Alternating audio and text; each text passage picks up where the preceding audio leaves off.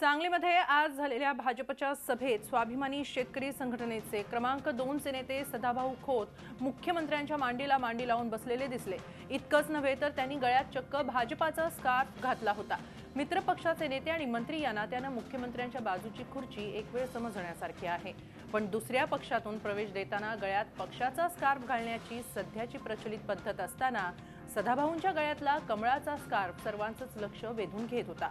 विशेषतः सागर खोतांच्या उमेदवारीवरून पक्षाचे नेते राजू शेट्टी यांच्याशी वाद झाला असताना सदाभाऊंची भाजपशी वाढलेली ही जवळीक खूप काही सांगून जाणारी आहे।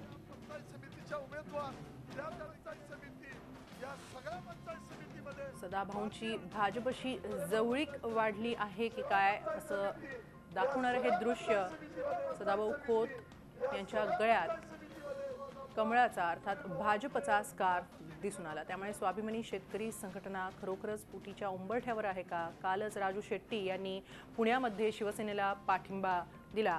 आपण याबाबत अधिक माहिती घेऊया आमचे प्रतिनिधी रवींद्र कांबळे यांच्याकडून।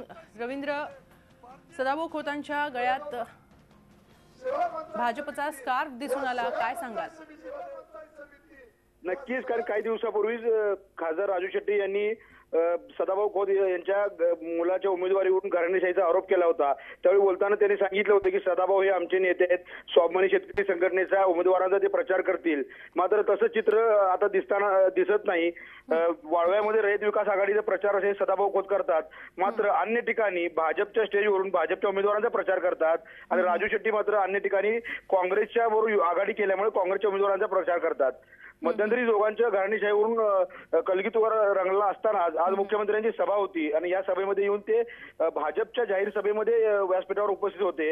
इतकंच नव्हे तर मुख्यमंत्र्यांच्या जवळ ते बसले होते आणि त्यांच्या छातीवर स्वाभिमानी शेतकरी संघटनेचा बिल्ला असताना गळ्यामध्ये मात्र भाजपचा स्कार्फ होता। मध्यंतरी ज्या चर्चा सुरू होत्या की सदाभाऊ हे भाजपच्या वाटेवर आहेत का, आणि त्यामुळे या संपूर्ण या चित्रावरून या संघटनेमध्ये कुठेतरी फूट पडलेली आहे आणि सदाभाऊ खोत हे कुठेतरी भाजपच्या वाटेवर आहेत किंवा त्या वाटेनं पुढे गेलेले आहेत, फक्त आता जाहीरच करायचं राहिले काय अशी चर्चा आता राजकीय वर्तुळात रंगलेली आहे।